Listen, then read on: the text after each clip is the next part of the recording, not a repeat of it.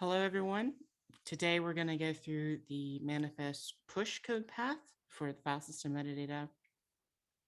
And let's get started. We're going to start and we're going to look at the diagram for pushes, just to review, although it is not going to be particularly helpful for today, and you'll see in a second. So here we are. We have the diagram. And so last episode, we went through and we got all of the blob stuff. We even managed to get cross-repository blob mounting. So after all the blobs have been uploaded, we put the manifest, and it is a single operation. It is one put request by reference, and that's going to be digest or tag. The overwhelming majority of that is going to be tag. So there you go. And that either succeeds or fails. And we'll go into all the ways that it can fail, because what manifest pushes are about is checking to make sure everything that happened before has some kind of correspondence to the manifest, making sure that everything is all right. So let's start with the code path then. And just to reiterate, if you want to know more about the structures we're talking about, I explained them a little more deeply in the first of these, which is the pull request flow video. That is where we go into a deep dive with the different kind of objects that we're going to be talking about today.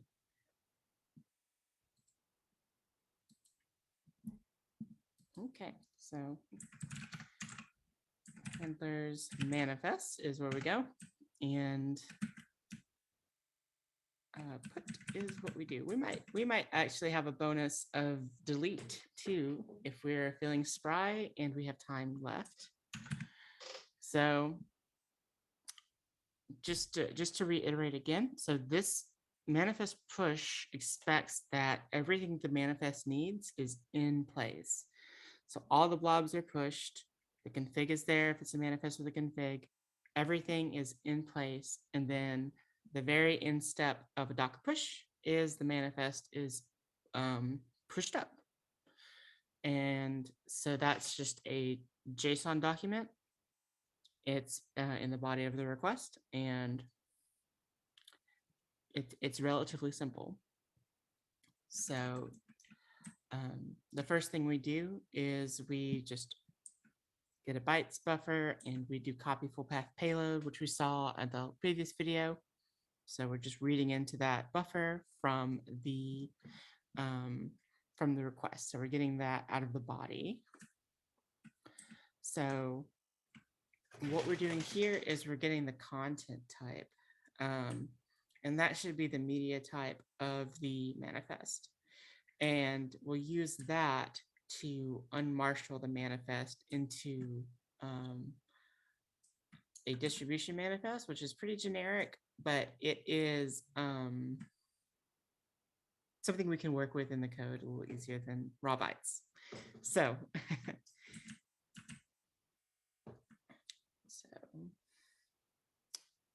if we have a so next what we're going to do, if there is a digest that was, if this is put by digest, then the digest that we got from unmarshaling it needs to match the digest that it's put by. So we can't put it into, if the digest is A, and we unmarshal it and we say like, well, we hashed it and it's B. We're not going to put B into A, for example, because it's content addressable storage. It has to go where it has to go where the hash is. So that's something we need to check here. And you'll see that occasionally. Actually, if you go to the logs, Jaime, you'll see this error not infrequently. So sometimes that does happen. Okay. Yeah. Is that what's your wild guess on why is this happening? Is it just like, I don't know, the client messing up, or? It's hard to say. It's it could be maybe the manifest body didn't come through correctly over the wire. It is a little odd how often we get it, but it's not often enough to really worry about. It's something that can happen, and not every request. You'll also see that as we do get requests, for example, for repositories that are just ill formatted. So the client doesn't always know what it's doing. It appears. So you'll see that occasionally. Yep. Yeah. So, but if we are putting it by tag, we're going to do we're just going to set the digest of the handler to be the digest that we got from unmarshalling it. So, and I'm not sure I've ever seen this this error. Like I don't. It's part of the route. So how would that would just be that'd be a pretty funny one to see in real life. But yeah, but you got to cover all your bases, right? So there's a little debug thing like, hey, is this an OCI manifest? Is it a Docker manifest? You'll see in our metrics that the answer is it's a Docker manifest. Oh, very often. OCI manifests are still relatively rare. This is a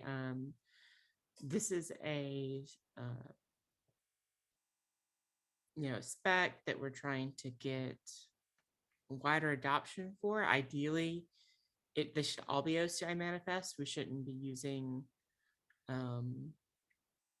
Docker manifests. After, in a perfect world, we would not have Docker manifests. It would just be everyone uses the OCI standard. But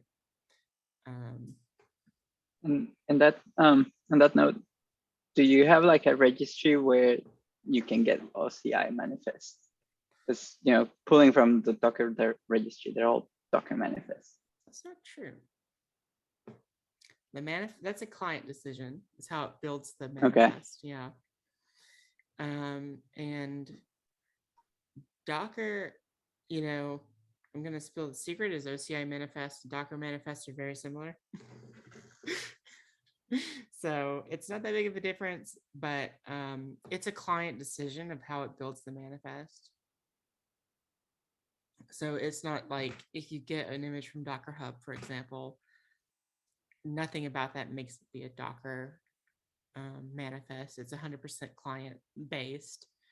Now we could choose to refuse any OCI manifest. It's something that we could do as an implementation. It would be a strange thing to do, but typically you'd expect that all this to be like a client decision, as long as they do it right, and as long as the registry knows how to handle it. Got it. Yeah, I guess it's mostly the ones I've tested with. I always pull with the Docker client, so I guess it builds the manifest as a Docker. Well, yeah, Docker client will usually make a Docker manifest. There's cases where it won't, but those are cases where it's a bit of an edge case, what I'm thinking of. And so here is the well, actually, we're just hitting the edge case in the code. So one of the things we're doing here is we're looking to see if it's a manifest list. So a manifest list is what you'll generally call a Docker manifest list. A multi-arch manifest is what they're usually used for. So this manifest list, deserialized manifest list, that also includes OCI image indexes, unlike the two sort of like regular manifests, I guess. It's not the best way to say it, but the ones that you're more familiar with as a user that are just like an image. they're implemented as two different separate objects. OCI image indexes and Docker manifest lists, they're implemented as the same object, which is it's good and bad. There are definitely conveniences to just having a manifest list as a manifest list as a manifest list. But one of the things that we encountered is that it's, sometimes we get something we don't expect. And there's a particular use case which build kit will put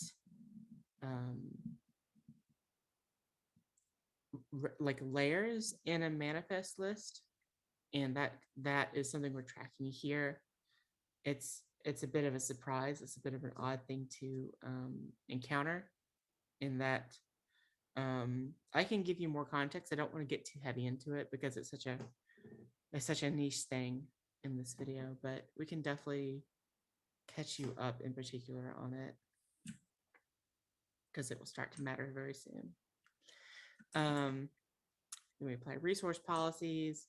We can go back and look at that later. It's not too interesting. And then just like we did for the pulls, we have something that just sort of smooths out the differences between using the database and using the file system. The manifest handler is by far the most complicated of all the handlers. Like there's the most stuff to do. So it's easier to just have something that takes that logic, and this constructor basically figures out, are we using the database or are we not? And so then we just put the manifest, and that puts it by digest into storage. So if you're thinking about paths.go, that's going to be, repositories _ manifests, current revision, something like revisions current or something like that. And then later in a separate operation, we tag it. And so we'll go, that's a lot of stuff happens there. Particularly, a lot of stuff happens during the manifest put by digest. So we'll circle back and explore that more deeply. For right now, let's continue on. We're almost to the end. So we're going to construct a URL to the uploaded manifests, and we'll see that we're going to so do that here. We're going to do the location, and that's just a header that we set for the client. Be like, this is where you can get that manifest that you just put. So we give them the digest back.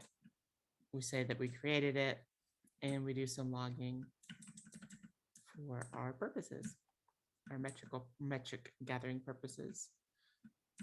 So nothing too exciting. This used to be quite a bad method.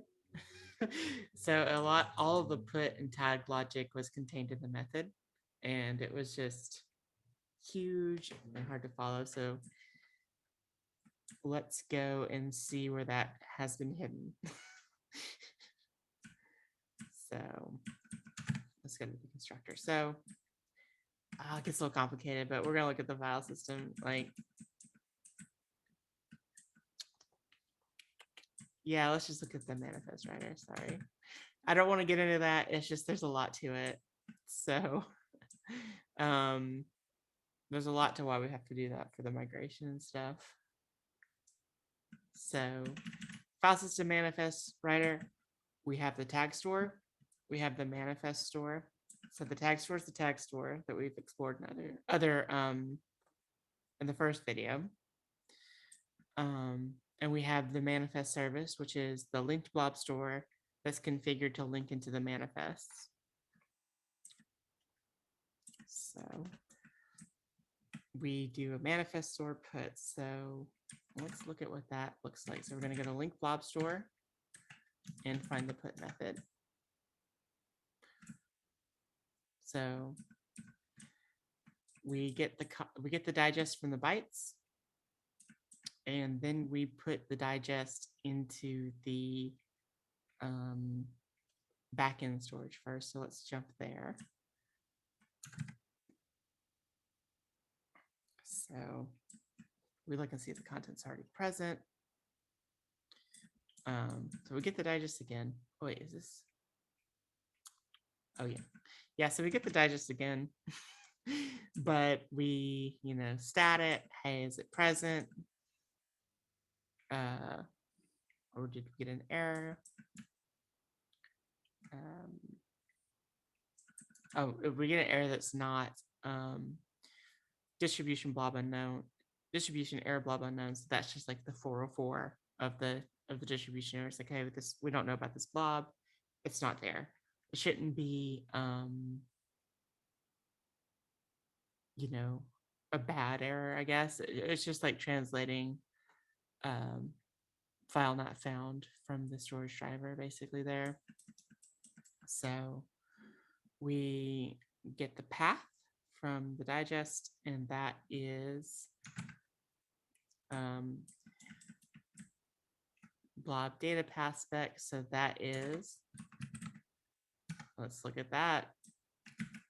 It is, so v2 blobs SHA-526, first two letters, full hash data. So nothing exciting.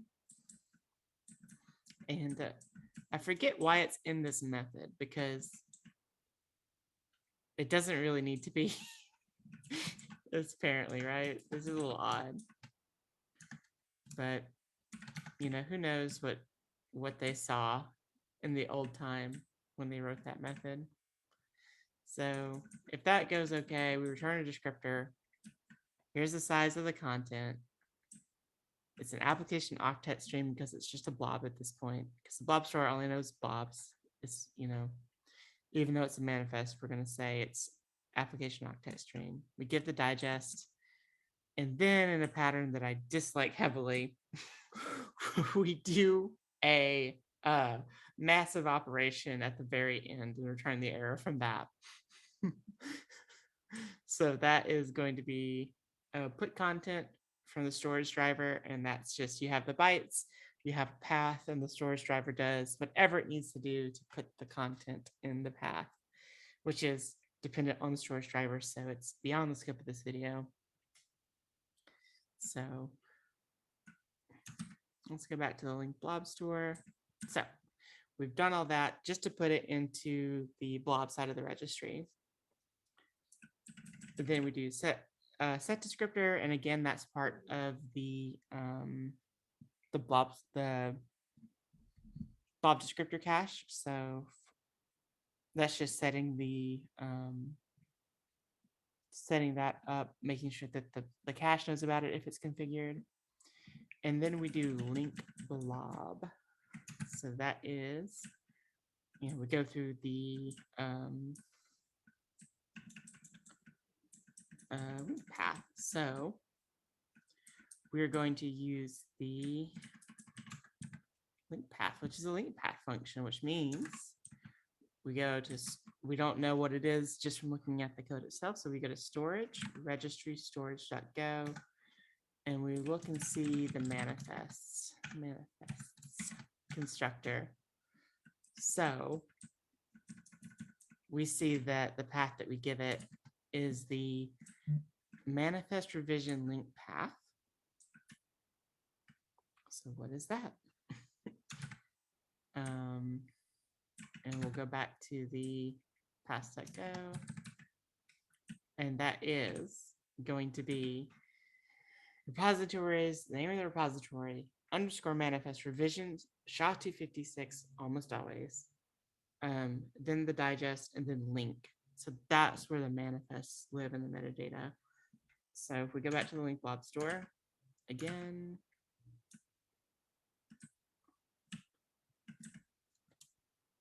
and again, that's really, some of these functions are just not.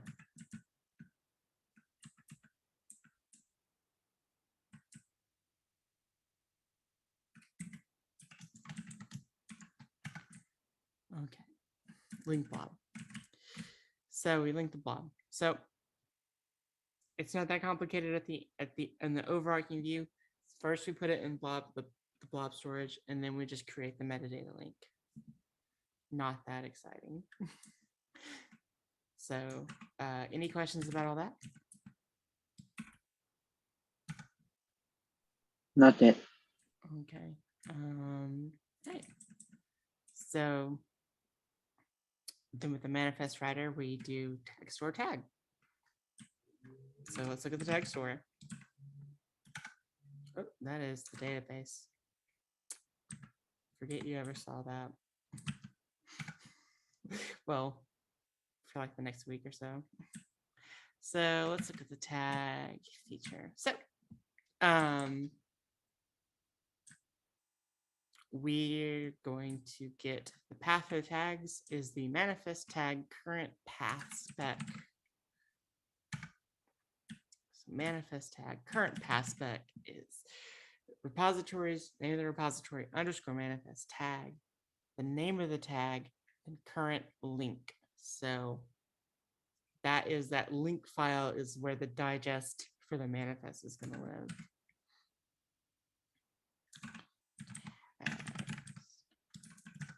Sometimes not under.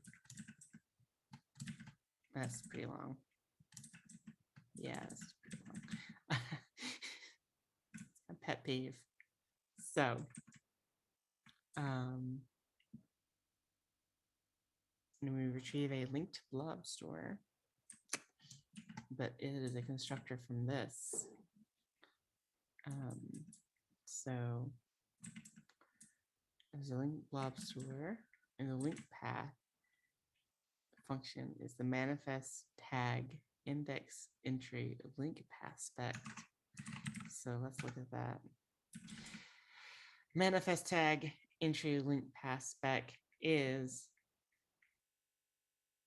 repositories, name of the repositories, underscore manifest tags, tag name, index, the algorithm, so SHA-256, the digest of the manifest, and then the link. So that comes up very rarely, to be honest with you, but it's there.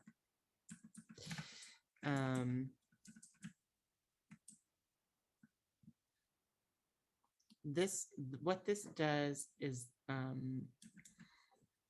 it's sort of a reverse lookup. So if I have a manifest, we can say, what are the tags? And if we get to delete manifest today, we'll see that in action, not to spoil it. So we will first we link the blob into the index, and then we will overwrite the link. So this is the regular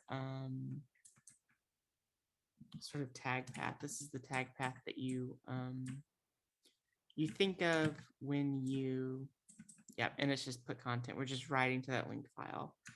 So it might be easier to review this. So first, we put it in we put it in a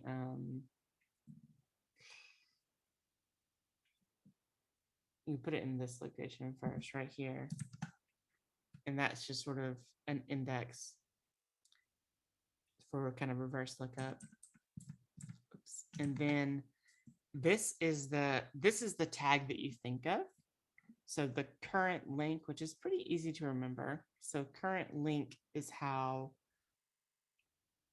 this is where you'll look when you say like, oh, pull this tag down. It's gonna look here always. That's what you think of when you push, and this is gonna get overridden as more and more pushes come in.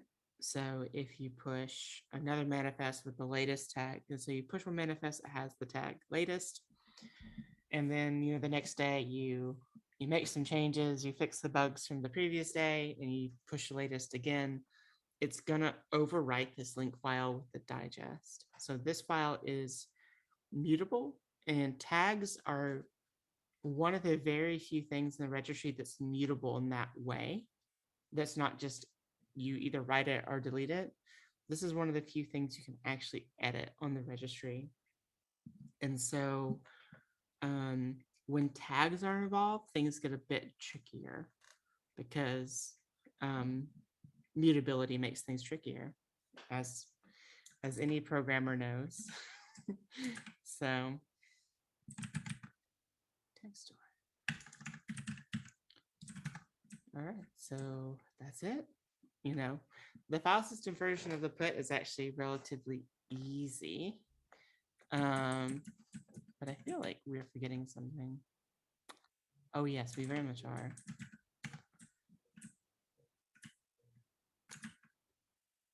Where does that take place? Storage.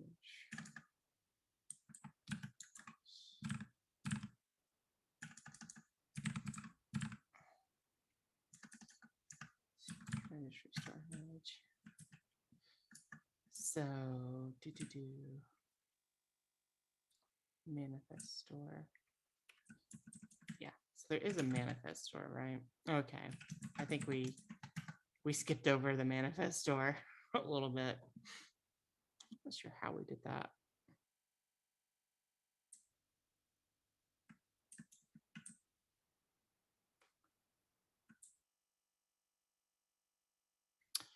Yeah, for some reason I skipped over that. So the put's the same, but before that put happens, we're going to do a validation. Sorry, I got that out of order. So before the puts that we're talking about, before the tags, this is before we put the manifest blob into the blob storage. So hopefully that's clear. We'll switch on the type and see what kind of manifest we have. And it's deferred to these storage handlers. So each of these handlers knows how to put the particular manifest. So let's look at the Schema 2 handler.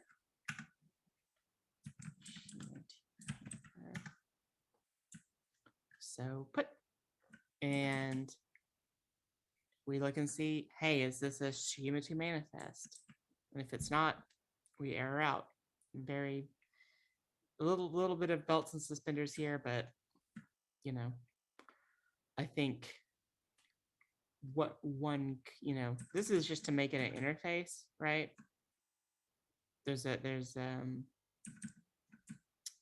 manifest handler interface. If you didn't have that, you could just put the type here, right? You could say don't take a distribution manifest, be type safe, take a Schema 2 deserialized manifest. But that's not what the interface is. So the big thing is that we're going to, and this is the part we talked about where it's putting it into blob storage. So the big thing here is we're going to talk about verify manifest stuff. So these had to be split out, but we now use little validators because the path that it takes within the database does something a bit differently than these, but we need to have the same validation logic. So this is a little bit of an odd function now, but let's explore the logic in the validation step. So this is just for Schema 2 manifests. And what we can check is that a manifest exists, and we have an interface that can only do that. We have a blob statter that can only stat blobs, because we need to check if the layers exist. Skip dependency verification. You actually cannot skip this for the API, so we're not going to talk about it too much. That's a pull through cache thing. A reference limit, which is new. And it's very straightforward. It's the limit to number of references that you can have. And the manifest URLs are for something called foreign layers, which is we're gonna gloss over it because it's a bit fussy, to be honest. So We do a version, like schema version check, you know, so that's not too difficult.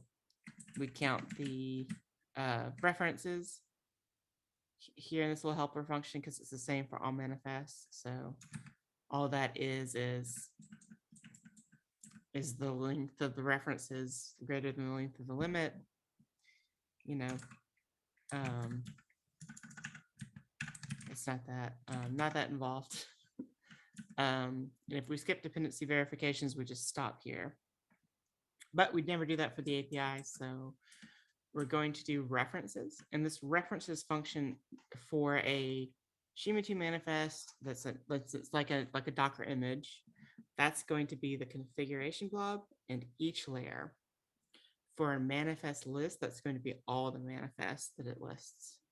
So that's so keep that in mind. This is not references does not mean layers. It almost does, and it mostly does most of the time, but it does not mean layers. You'll get different stuff. So we just do some different stuff. So we'll switch on the media type. So if this is the foreign layer, we need to it needs to have URLs, at least one, and we need to make sure that the URL passes the valid URL. So the manifest URLs are just regexes. So we need to make sure that as the registry is not configured to block particular URLs. All right. So in the case that it is a Schema 2 manifest, our Schema 1 manifest, it checks the existence of the manifest. And this is weird. I have asked, and I've never seen this in real life. I have never seen it anywhere. That a Schema 2 manifest would have manifests as a reference. You know, it's all config blob or layers. So it's pretty. This is sort of lost to time why this is here, but it's pretty surprising to see. But in any case, if we do encounter that, we will also check the blob stores if it's not a foreign layer, which is what this check is. So if it doesn't have any URLs, it's not a foreign layer. So we just stat, and if the error is error blob unknown, we append it to the list of errors that you can get in validation. And we always append this error manifest blob unknown at the end. So, and if there are no errors, we return nil. If there's errors, we return the errors. So this is a little weird because it catches this. This is not that complicated, you know. Let's say, you know, mostly what you're gonna get is this code right here. Like this is what's gonna execute 99.99% of the time. So we just basically sat every layer and make sure it's there for the most part. But since it's validation, it does have to catch all the possibilities, everything that a manifest can be. It needs to catch this. So we'll also do manifest lists because that is also interesting. This we'll do Schema, we'll do OCI too, actually, just so we can go through them and see them multiple times. Because these are where the differences really start to matter. Yeah, so same things, like, do we have the right schema version? Does it exceed the references limit? Are we skipping dependency verification? No, so all that's fine. We check every reference. So, and this is really close to the Schema 2, but the media types are different. So we check the foreign layers. Are the URLs, are they blocked by the registry configuration?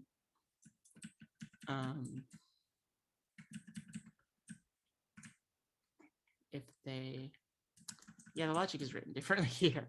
So this is like anything. Then we check and see if it's not, if it's a foreign layer.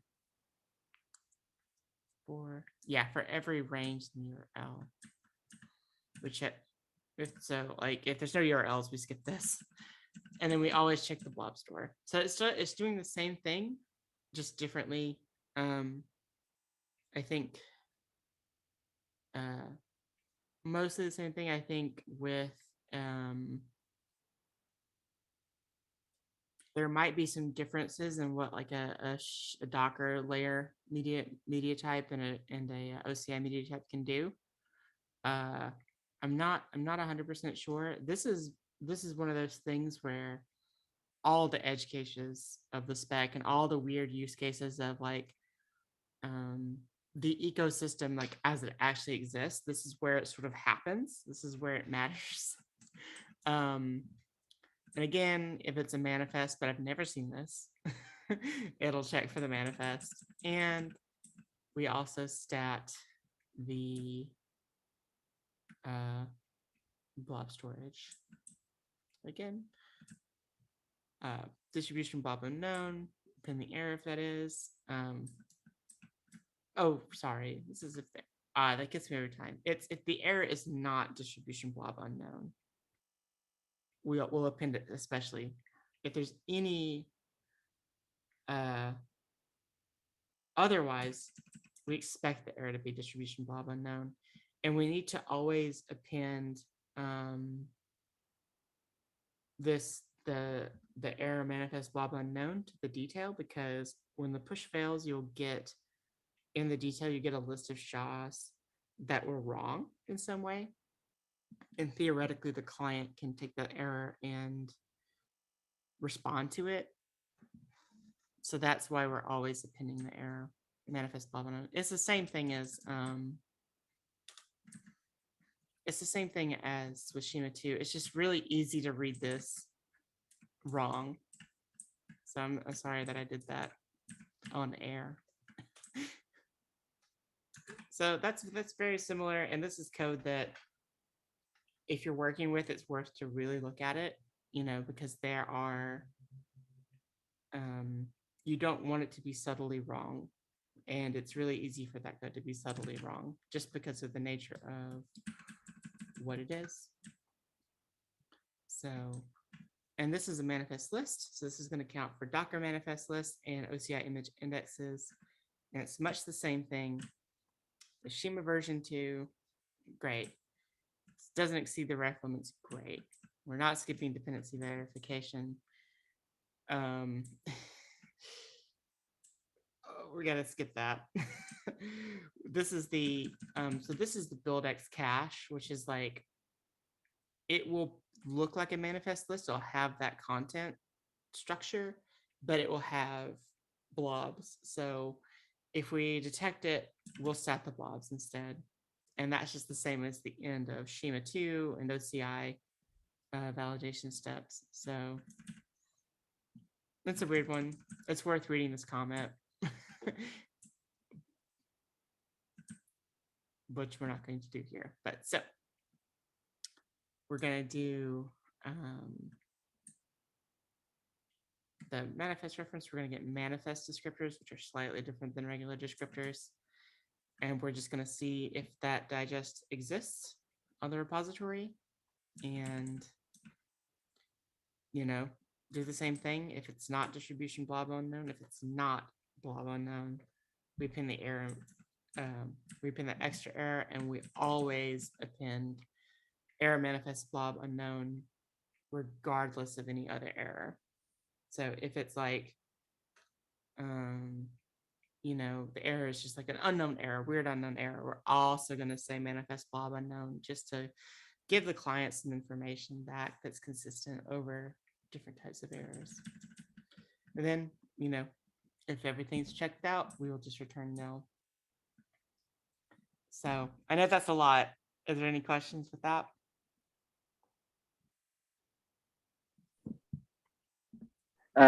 Yeah, I don't know. I think it's some. Yeah. I mean, it's like yesterday, like when we're walking through the happy path. It makes sense. Yeah. It's just a lot of content, I think. So probably need to see it. I need to deep dive and see it in action to get a better. Yeah, Yeah.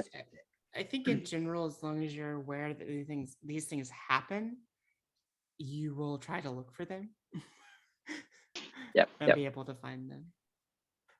Hmm. But yeah, for validation, it's just pretty complicated. I think that's the long and short of it, is it's just not that easy. So we have some extra time. Let's check out the manifest delete. There it is. So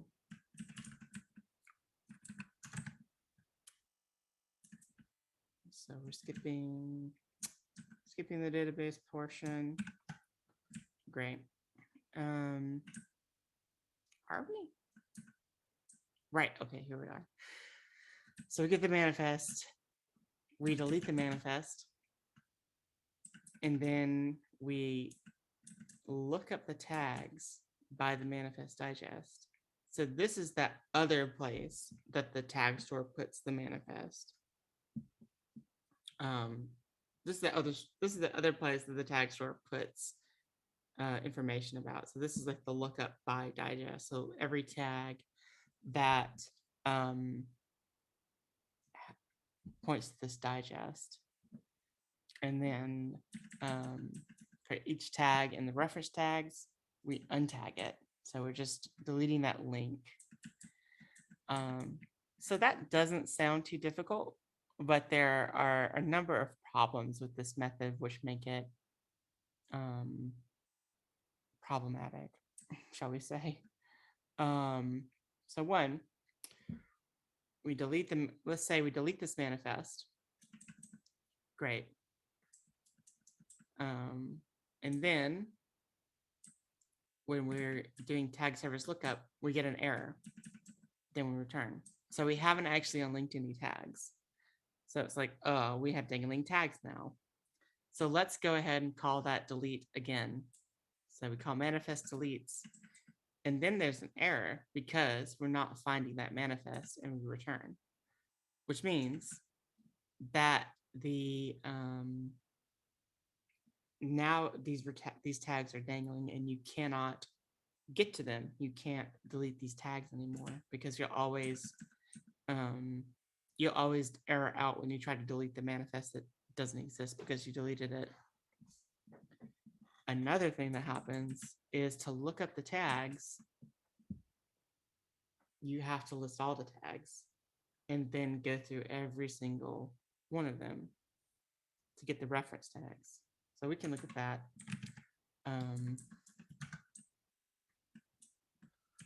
Look up, right? So tags for all just gets all the tags. Nothing exciting. So every tag, we open we read that digest out of the tag link path, and then we append it to the list of tags if the tag digest equals the descriptor digest, then we return the tags. So that is an HTTP request to the storage backend once for every single tag.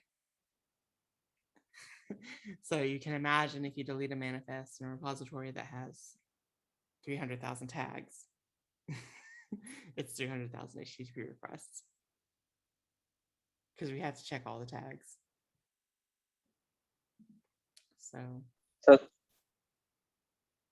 Got it. So, and we do this synchronously. So like the client will be hanging until you go and do that.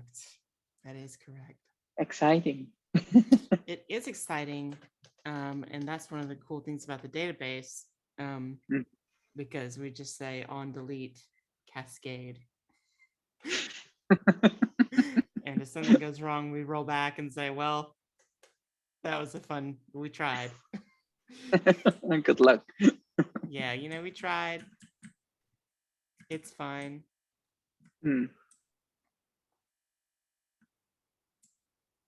So that's the long and short of it.